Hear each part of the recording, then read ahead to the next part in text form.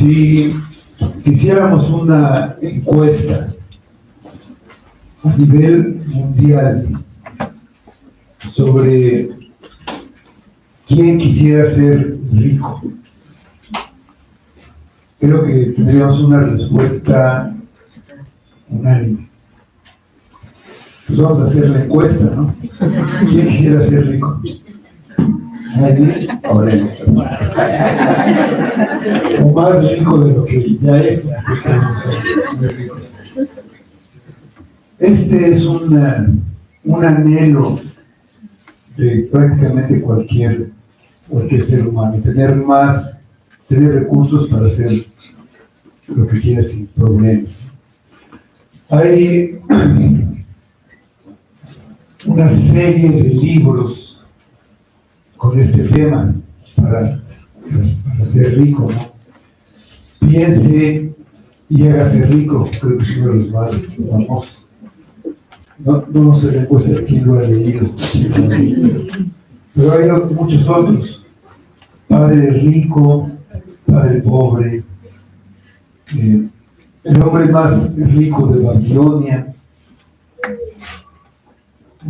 la manera de hacerse rico, o la ciencia de hacerse rico, los secretos de la mente millonaria, y así hay otros muchos libros. Y cada uno de estos libros, en su momento, ha llegado a ser el más vendido, el bestseller, el que se vendió más. Y curiosamente, bueno, no los he leído yo todos, quizás ninguno, pero ninguno daba el consejo de que para hacerte rico escribas un libro de cómo hacerte rico, y que ese libro se vuelva el más vendido de todos. Entonces, bueno, si alguien quiere ser rico, pues ahí tiene una multitud de consejos. Por el otro lado, solamente hay un libro que dice cómo ser más piadoso, cómo ser piadoso, cómo ser un hombre piadoso. Solamente un libro, que es mejor ser rico o ser piadoso. Bueno, está en lo que cada uno tenga en su vida espiritual, ¿no? Lo que haya crecido realmente, no en otras cosas. Entonces vamos a hablar algo de esto, vamos a verlo ahí en la primera carta a Timoteo, capítulo 6, del final de esta carta, sobre los versículos 17 a 21. Pablo, hablando de Timoteo, le dice: a los ricos de este siglo manda que no sean altivos y pongan la esperanza en las riquezas, las cuales son inciertas, sino en el Dios vivo, que nos da todas las cosas en abundancia para que las disfrutemos.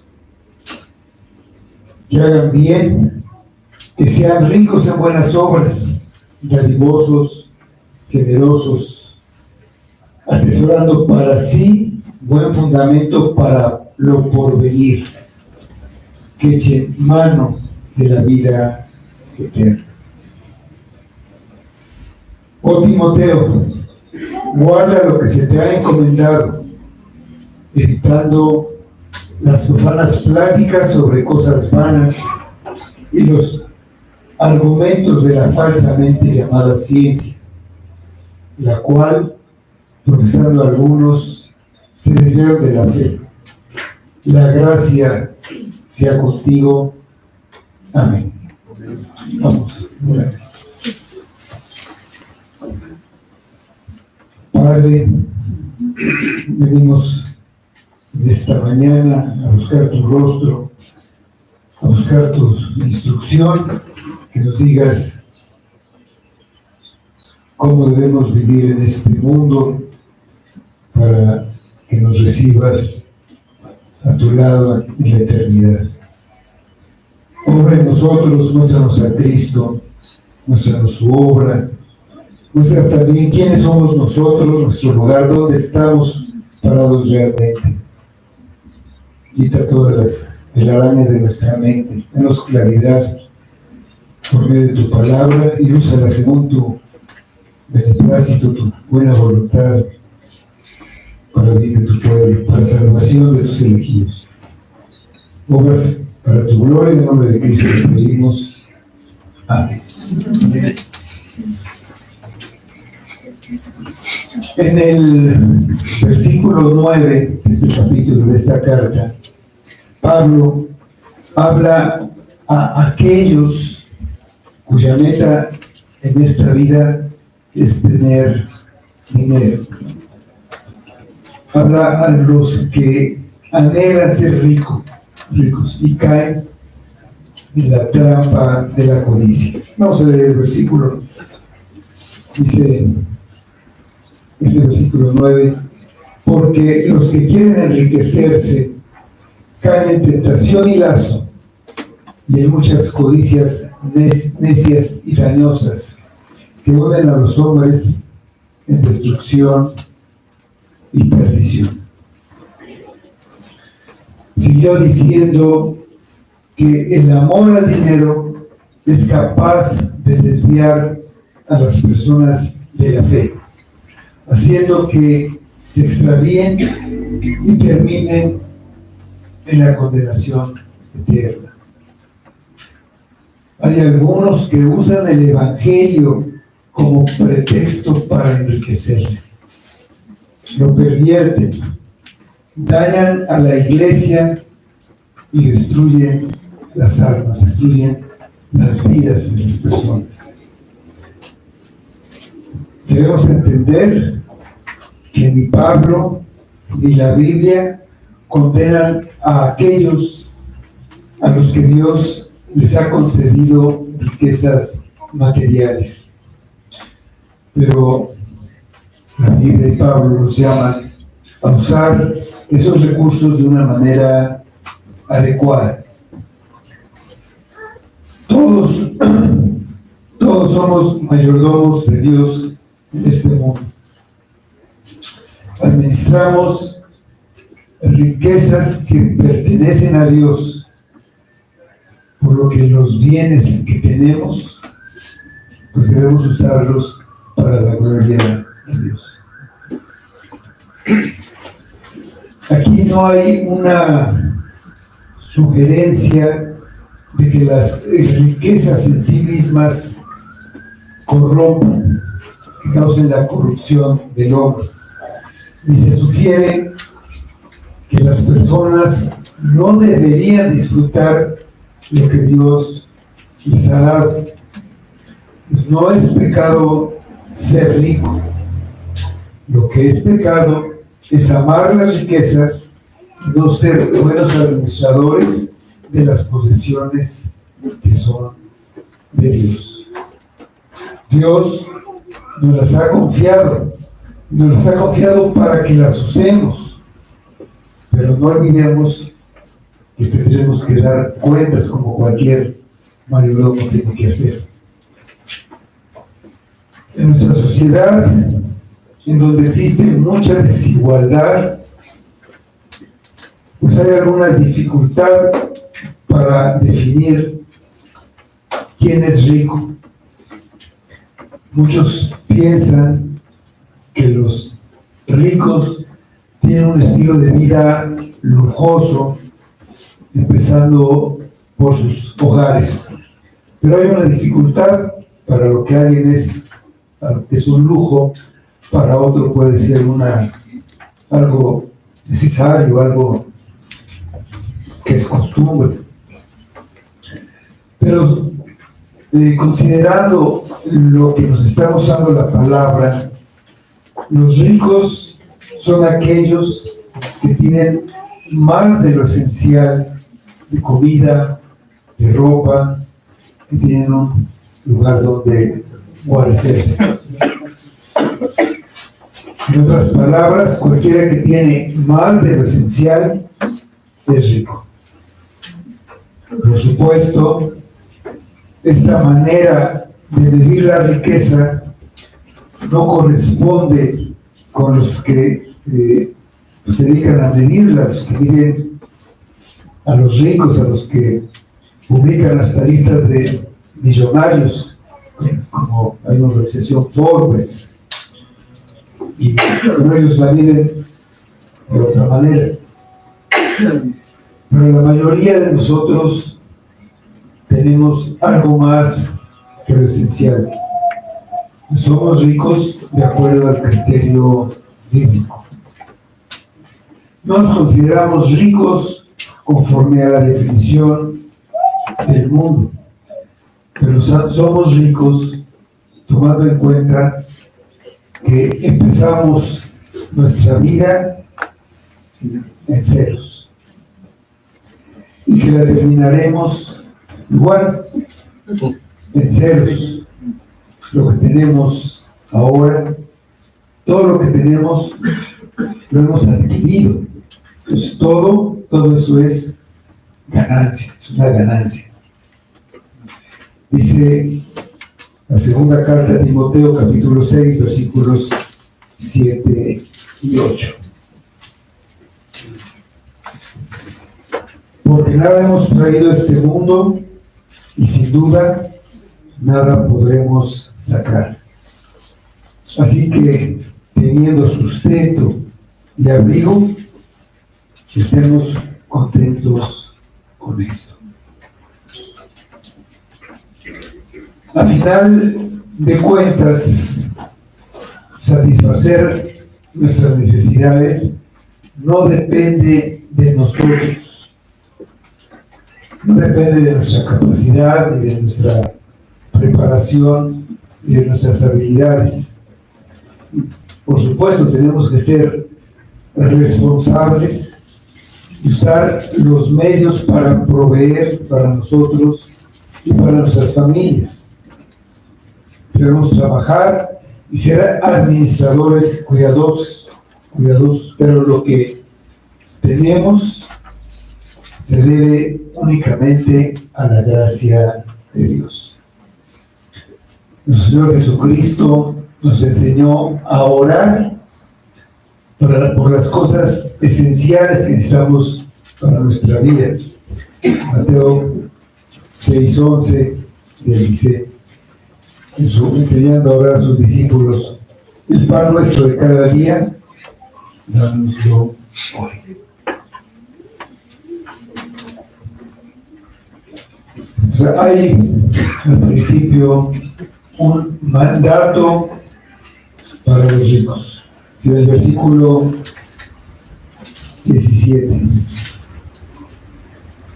A los ricos de este siglo manda que no sean altivos y pongan la esperanza en las riquezas, las cuales son inciertas, sino en el Dios vivo, que nos da todas las cosas en abundancia para que las disfrutemos. Pues aquí Pablo no está hablando de los que quieren enriquecerse, sino de los que ya son ricos de acuerdo a los estándares de este mundo. Un verdadero creyente es un individuo rico en el sentido más amplio de la palabra. El creyente es rico en términos del siglo venidero. Vamos a ver qué es eso del siglo venidero, pero básicamente pues es la eternidad. Es rico en el regreso de nuestro Señor y Salvador Jesucristo. Y con esto en mente, Pablo advierte al creyente que las riquezas terrenales son algo circunstancial y pasajero. Circunstancial porque alguien puede encontrar una maleta con dinero, le puede dejar una herencia, puede tener una idea maravillosa, se debe a ciertas circunstancias, y alguien puede perderlo todo en un incendio como el de California. Se queman las mansiones de los millonarios y se queda sin nada porque ahora los seguros les van a pagar. Entonces, circunstancial y pasajero. Este siglo se refiere a la era presente. Es una era que va a pasar, que va a terminar. Se va a terminar para todos nosotros, aunque la era todavía va a seguir, se va a acabar también, pero pasa.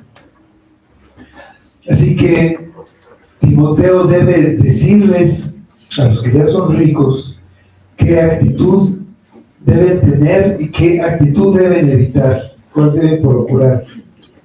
La riqueza temporal pertenece al presente, a este siglo, y aquí se quedará.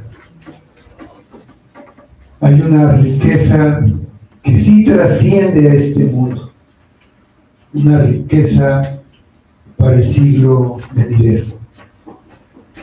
Hay un tesoro celestial que es perfecto y que enriquece para la eternidad. El Evangelio de Mateo, capítulo 6, versículos 19 a 21, dice: no os hagáis tesoros en la tierra, donde la polilla y el orín corrompen, y donde los ladrones minan y hurtan. Sino haceos tesoros en el cielo, donde ni la polilla ni el orín corrompen, y donde los ladrones no minan ni hurtan. Porque donde esté vuestro tesoro, allí estará también vuestro corazón. Le dice Pablo a Timoteo: a los ricos de este siglo manda que no sean altivos.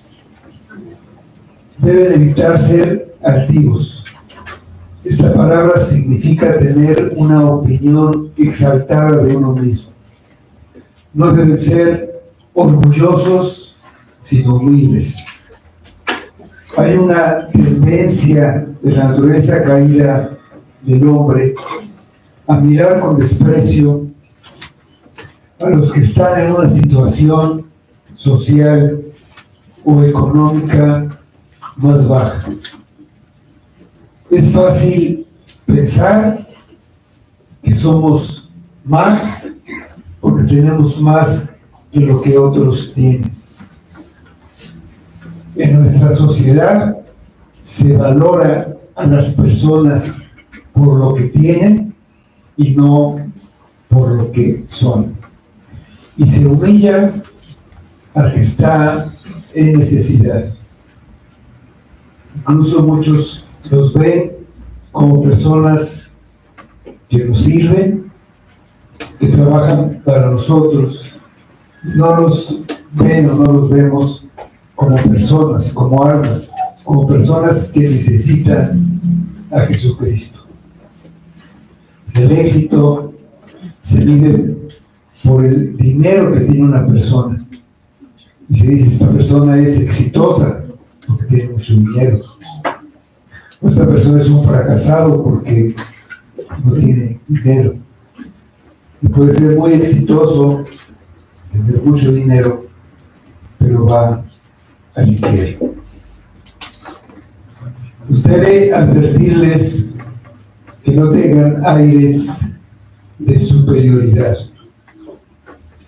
Los ricos deben darse cuenta que la riqueza material es temporal, por lo tanto, debe usarse para promover el reino de Dios a fin de asegurar riquezas eternas. En lugar de presumir por su riqueza, el hombre de Dios debe ser humilde.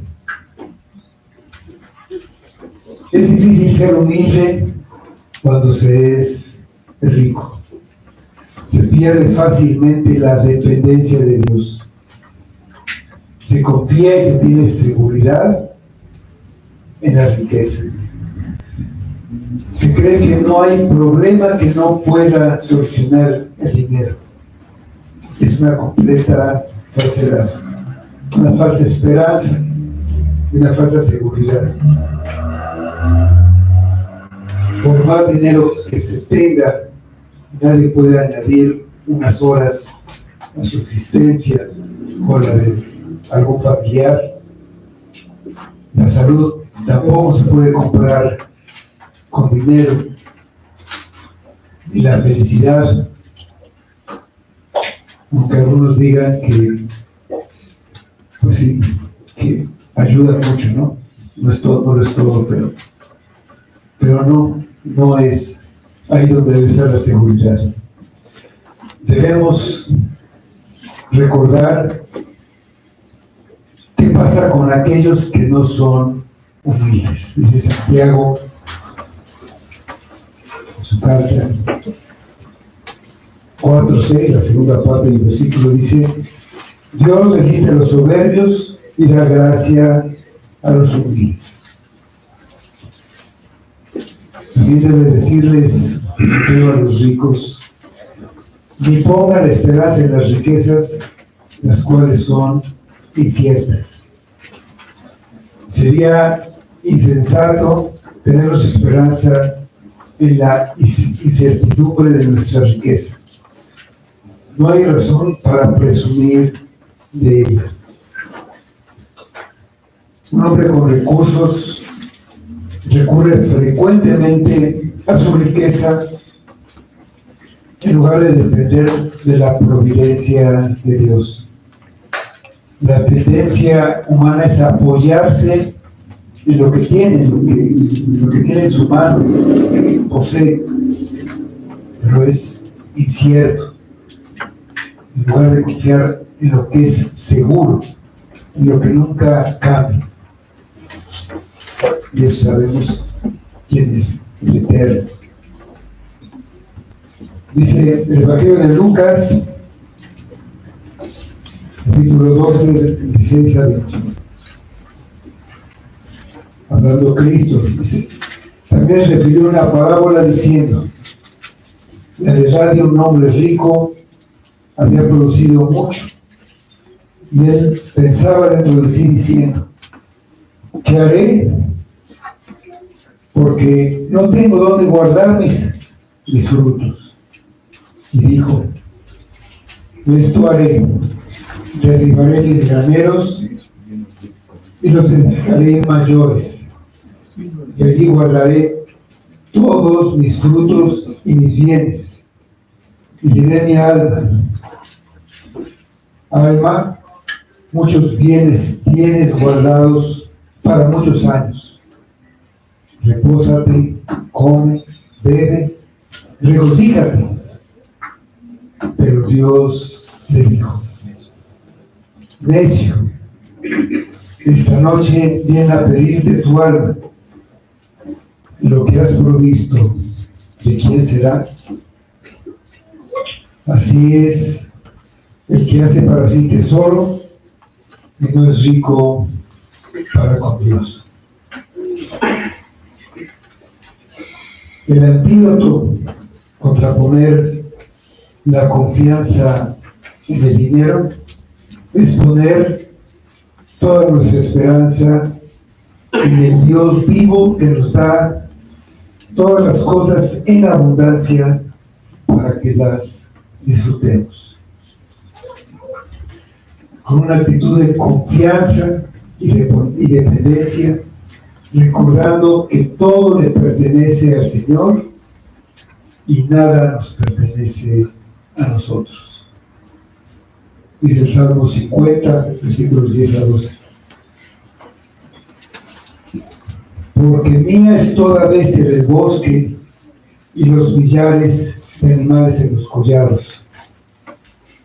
Conozco a todas las aves de los montes, y todo lo que se mueve en los campos me pertenece. Si yo tuviese hambre, no te lo diría a ti, porque mío es el mundo y su plenitud. Dependemos absolutamente de Dios. Lo entendamos o no, lo creamos o no. Él es quien nos proporciona las cosas que tenemos por gracia y nos la da para que las disfrutemos. Aún los incrédulos y los enemigos de Dios tienen bienes materiales y algunos en mucha abundancia, pero los tienen por la gracia común de Dios que da a toda la creación. Él hace salir su sol sobre malos y buenos, hace llover sobre justos e injustos. A ellos, a los que no conocen a Dios, son sus criaturas, les puede dar abundancia de riquezas y posesiones. Sin embargo, no reciben la gracia de la salvación que está reservada para sus elegidos.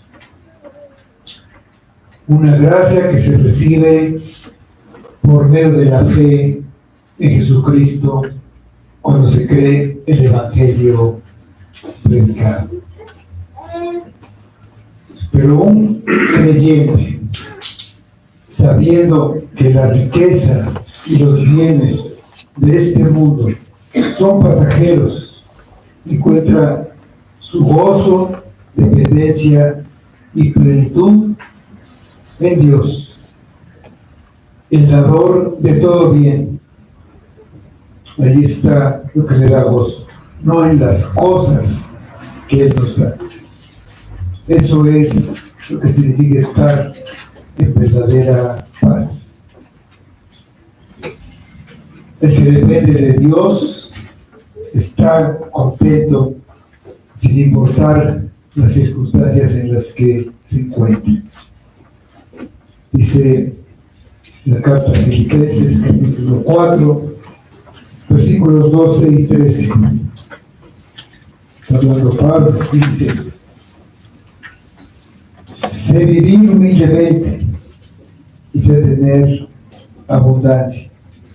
En todo y por esto, y por todo estoy enseñado, así para estar saciado como para tener hambre, así para tener abundancia como para padecer necesidad.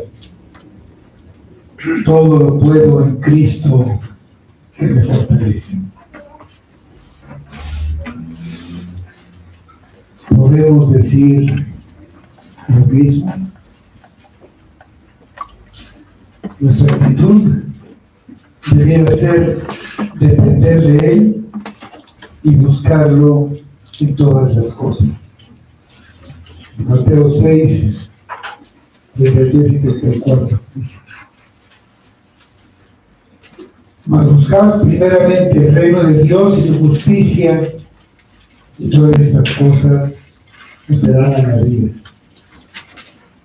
Así que no os afanéis por el día de mañana, porque el día de mañana traerá su afán. Basta a cada día su propio mal. Regresando a nuestro pasaje, dice el versículo 18, también es lo que debe decirles a los ricos, dice: que hagan bien, que sean ricos en buenas obras, dadivosos, generosos. En el versículo anterior, en el versículo 17, muestra cuál debe ser la actitud hacia Dios respecto al dinero, que es poner en el Dios vivo, fiel y amoroso nuestra esperanza y no en las riquezas. Aquí en este versículo señala la actitud correcta hacia las demás personas en particular hacia los demás creyentes. Los creyentes que tienen riquezas deben usarlas para hacer el bien sin preocuparse por lo que pueda pasar más adelante, confiando en la providencia de Dios. El cristiano que es rico debiera esforzarse por ser rico, pero en buenas obras. Un ejemplo es María de Betania, cuando ungió a Cristo con un perfume de gran precio. Dice el pasaje que los discípulos protestaron, pero esta era una buena obra, porque era algo para Dios, era algo para Cristo. De Mateo 26:10 dice: y entendiéndolo Jesús les dijo: ¿por qué molestáis a esta mujer? Pues ha hecho conmigo una buena obra. Ser dadivoso es estar siempre dispuesto a dar y compartir con los demás que también pertenecen a la comunidad de creyentes en Cristo. Era como se hacía al inicio de la iglesia. Leemos en Hechos 4, 34 y 35. Así que no había entre ellos ningún necesitado, porque todos los que poseían heredades o casas las vendían y traían el precio de lo vendido y lo ponían a los pies de los apóstoles. Y se repartía a cada uno según su necesidad. Para desarrollar una actitud correcta de administrar bien los recursos de nuestro Señor, debemos hacer el bien. Los ricos deben usar su dinero y sus vidas para hacer genuinamente cosas buenas y nobles. Todos debemos ser ricos en buenas obras. Al hacer estas buenas obras, debemos comprender que esta es la verdadera riqueza. Servir a Dios mediante el uso apropiado de sus recursos nos enriquece en el estado eterno. Cuando hacemos algo, cuando damos algo, no estamos perdiendo, estamos ganando. Debemos ser dadivosos. Las buenas obras deben ser generosas, no dando lo mínimo, lo que me sobra, lo que ya no voy a usar. Estas buenas obras provienen de un corazón que comprende la generosidad de Dios hacia nosotros, la generosidad de Cristo hacia nosotros. Dios, que nos ha bendecido con toda bendición espiritual en los lugares celestiales. Dios, que hace que nuestra copa rebose en bendición. Dios, que nos dio a su Hijo cuando aún éramos pecadores. Nuestro Dios es un Dios dadivoso y por eso su pueblo debe ser igual. Debemos ser generosos, listos para compartir. Debemos tener la actitud de buscar las necesidades de la familia de Dios y su iglesia. Estamos atentos y listos para intervenir, ayudar a nuestra familia. Son nuestros hermanos. de nuestro mismo Padre, de Dios.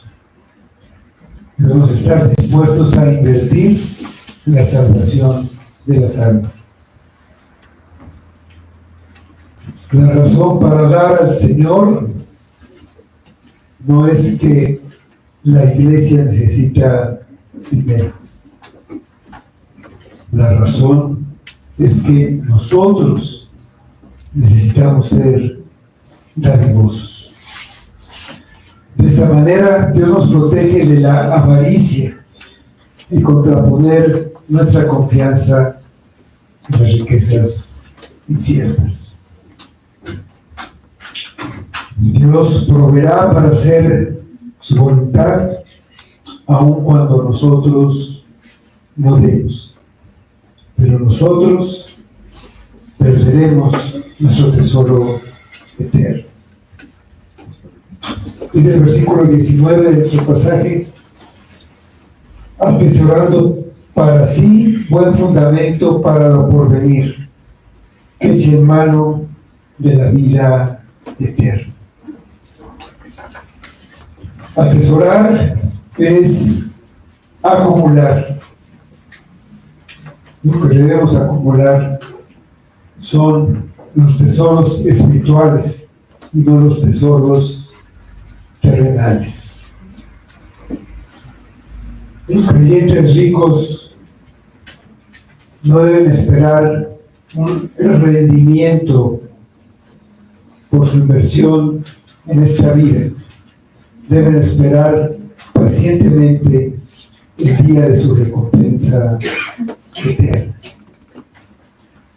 Los que acumulan tesoros en el cielo se contentarán con esperar recibir su recompensa en el futuro, cuando lleguen al cielo.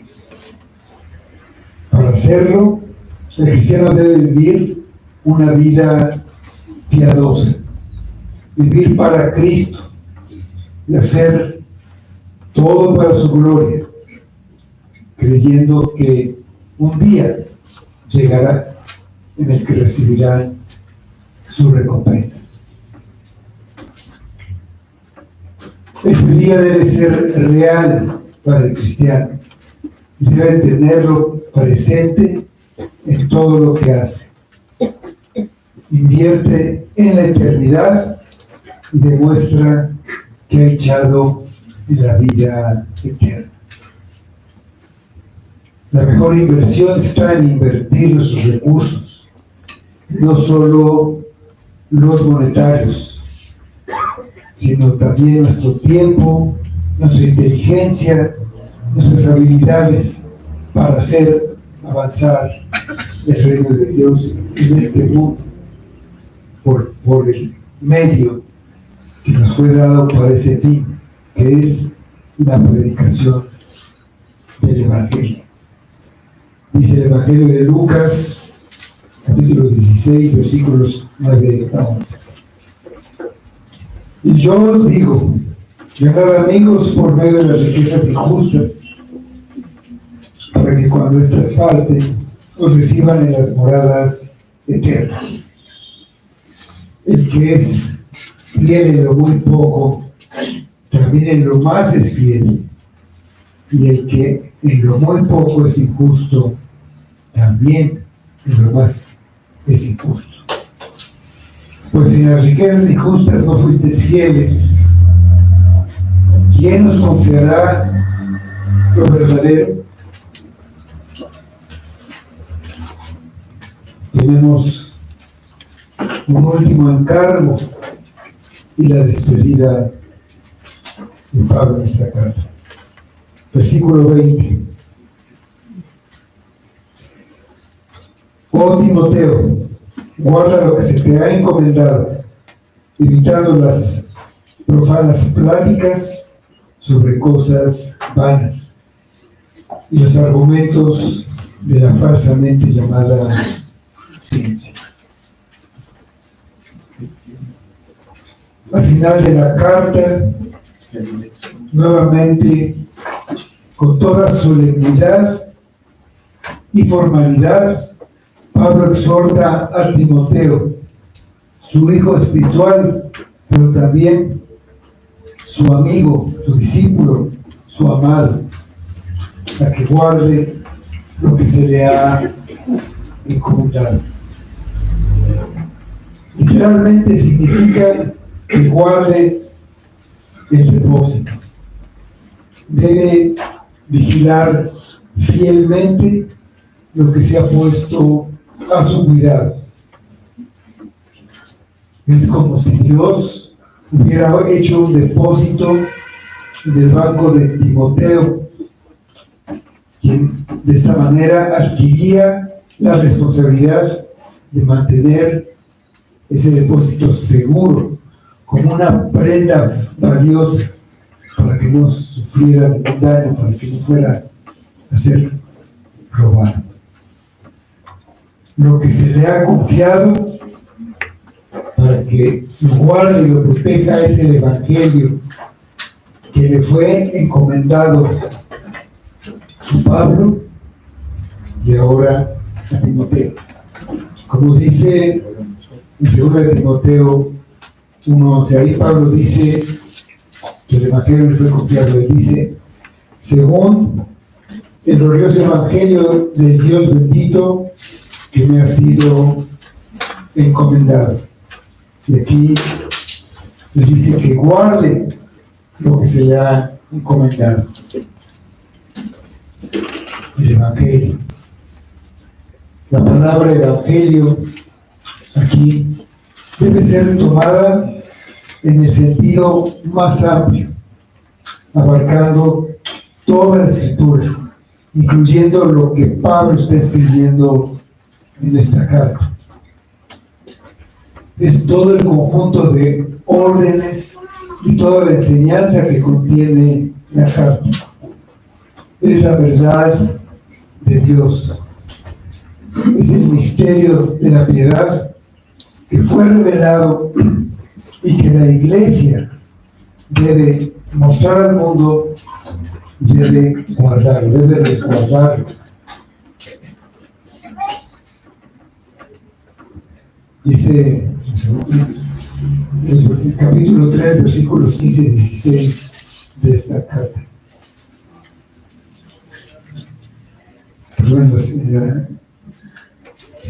Para visitarlo, sepas cómo debes conducirte en la casa de Dios, que es la iglesia de Dios viviente, con un evaluarte de la verdad.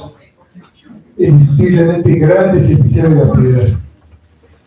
Dios fue manifestado en carne, justificado en espíritu, visto de los ángeles, predicado a los gentiles, creído en el mundo, recibido arriba en gloria. La verdad del Evangelio es lo que Timoteo debe guardar. El Evangelio no pertenece a Timoteo ni a Pablo, pertenece a Dios. A los judíos les había confiado la palabra de Dios, serían el medio. Allí estaban todas las promesas, las profecías, pero estaba de lado. Dios reveló el Evangelio cuando vino Jesucristo. Se reveló porque Él envió a su Hijo. Timoteo debe guardar esas verdades. Tendrá que dar cuenta a Dios de lo que hizo con el depósito que le encomendó. Los ministros son mayordomos. Los talentos que emplean en la realización de su tarea tampoco son de ellos, son propiedad de Dios. Deben ser usados para el mejor provecho y para el avance de su reino en este mundo. Timoteo, cada ministro Y también cada creyente debe continuar proclamando el Evangelio puro y como vigilantes fieles y valientes deben defenderlo cuando sus verdades sean atacadas o se presenten distorsionadas, como sucedía ahí en Éfeso.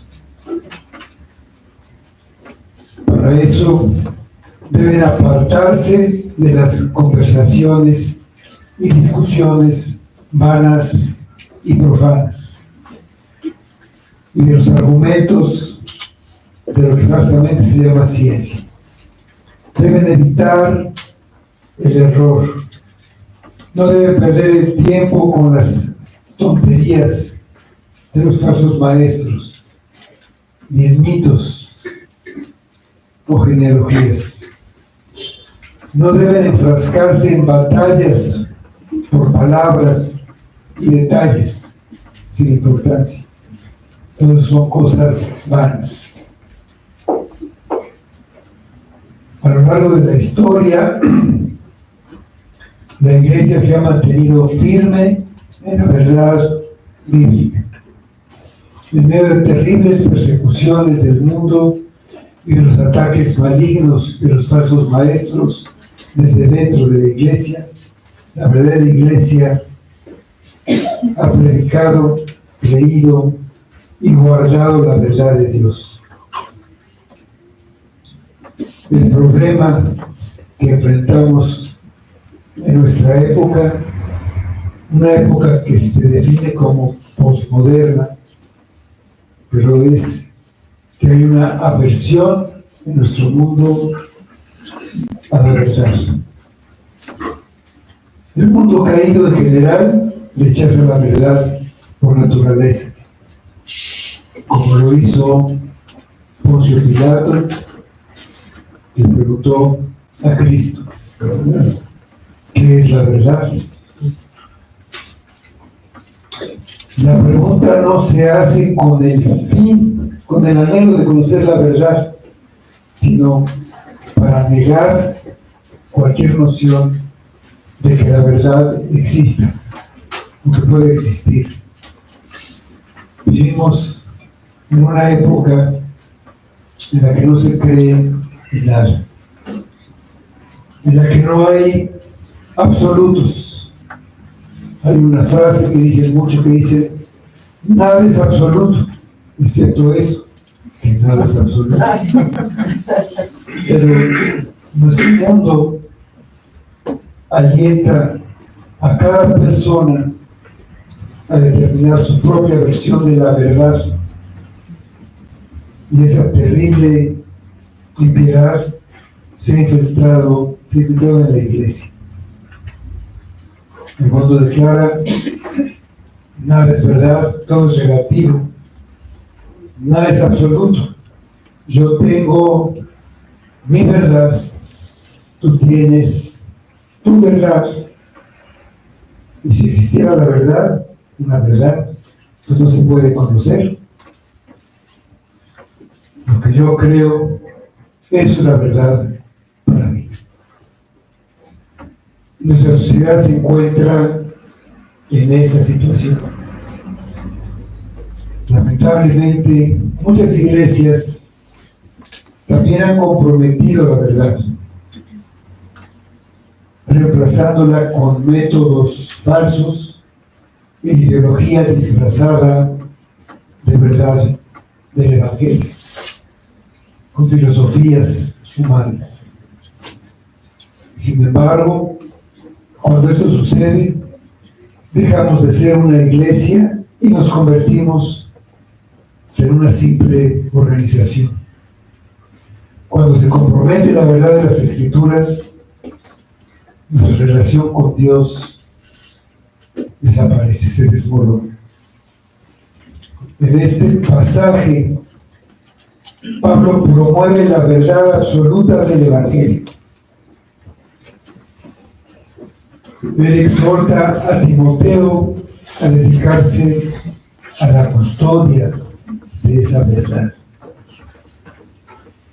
La exhortación de Pablo a Timoteo y a los efesios y a nosotros es a custodiar la verdad. Les llama a la iglesia de todos los tiempos a hacer lo mismo. Oh Timoteo, guarda lo que se te ha confiado. Evita la palabrería irreverente y las contradicciones de lo que se llama falsamente conocimiento, lo que falsamente se llama ciencia. Oh Timoteo, cuando Pablo usa esta frase, se dirige al hombre de Dios con una emoción genuina y sentida. Oh Timoteo, demuestra la importancia de lo que está a punto de decir. Es el gemido de su corazón. Esa es una súplica sincera y emotiva del apóstol a Timoteo. Y por la gracia de Dios, a todos los ministros y a todos los cristianos a quienes se les confía la palabra. Guarda lo que se te ha confiado. Cuida, es muy valioso.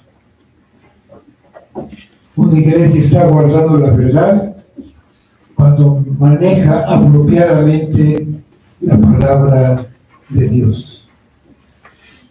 El que una iglesia enseñe y viva o no las verdades divinas es la cuestión clara, porque la responsabilidad de la iglesia ante Dios es guardar y proclamar la verdad de las Escrituras. El mayor crimen que cualquier iglesia puede cometer sería comprometer la palabra de Dios.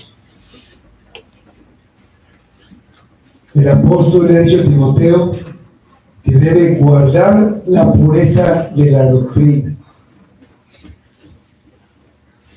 La doctrina requiere pureza. Dice, capítulo 1, versículo 3 de esta carta: como te rogué que te quedases en Éfeso cuando fui a Macedonia, para que mandases a algunos que no enseñen diferente doctrina.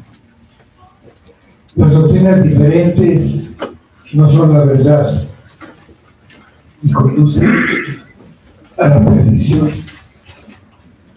Guardar las verdades requiere que estas verdades sean enseñadas. Por eso los pastores que Timoteo está en las iglesias deben ser aptos para enseñar. Requiere dedicación y requiere estarlas ejercitando continuamente. En 1 Timoteo 4:6,